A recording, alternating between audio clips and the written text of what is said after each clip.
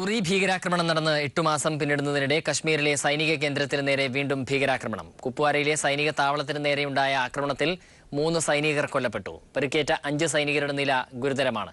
ഏറ്റുമുട്ടലിൽ 2 ഭീകരരെ സൈന്യം വധിച്ചു. മറ്റ് ഭീകരർക്കായി തെരച്ചിൽ തുടരുകയാണ്. കേന്ദ്ര ആഭ്യന്തരമന്ത്രി രാജ്നാഥ് സിംഗ് ഉന്നതതല യോഗം വിളിച്ചു.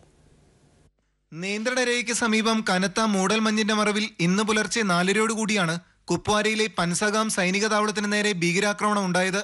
4 അംഗ ഭീകര സംഘമാണ് ആക്രമണം നടത്തിയത്. സൈനികർക്ക് നേരെ ശക്തമായ വെടിവയ്പ് നടത്തിയ ഭീകരർ ഗ്രനേഡ് ആക്രമണവും നടത്തി. ആക്രമണത്തിൽ ഒരു ഓഫീസർ ഉൾപ്പെടെ 3 സൈനികർ വീരമൃത്യു വരിച്ചു. പരിക്കേറ്റ സൈനികരെ ഹെലികോപ്റ്റർ വഴി ശ്രീനഗറിലെ ആശുപത്രിയിൽ എത്തിച്ചു. 5 സൈനികരുടെ നില ഗുരുതരമാണ്. സൈന്യം നടത്തിയ തിരിച്ചടിയിൽ 2 ഭീകരരെ വധിച്ചു. ജെയ്ഷെ മുഹമ്മദ് ഭീകരരാണ് ആക്രമണം നടത്തിയത് എന്നാണ് സൂചന. മറ്റു ഭീകരർക്കായുള്ള തിരച്ചിൽ തുടരുകയാണ്. 19 സൈനികരുടെ ജീവൻ നഷ്ടപ്പെട്ട ഉറി ഭീകരാക്രമണം നടന്ന സ്ഥലത്ത് നിന്ന് 100 കിലോമീറ്റർ അകലെയാണ് കുപ്വാരയിലെ സൈനിക താവളം.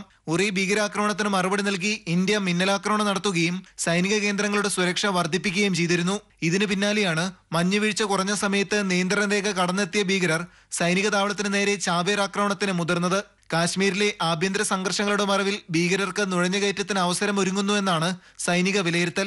ആഭ്യന്തര വകുപ്പിലെയും ഇന്റലിജൻസ് ബ്യൂറോയിലെയും മുതിർന്ന ഓഫീസർമാരുമായി കേന്ദ്ര ആഭ്യന്തരമന്ത്രി രാജ്നാഥ് സിംഗ് ഉന്നതതല യോഗം ചേർന്നു. News bureau, Delhi.